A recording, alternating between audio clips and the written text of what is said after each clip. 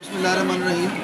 Polio campaign district Kupwara में 8 से 12 जनवरी तक कंटिन्यू रहेगी, जिसमें तकरीबन 6.5 लाख बच्चों को पोलियो के कतरे पिलाए जाएंगे। इसके अकॉर्डिंगली हमारी जो टीम्स हैं, हमारे जो लोग इसमें पार्टिसिपेट कर रहे हैं, वो तकरीबन 3,500 के करीब टीम्स हैं जो लोग कतरे पिलवाएंगे।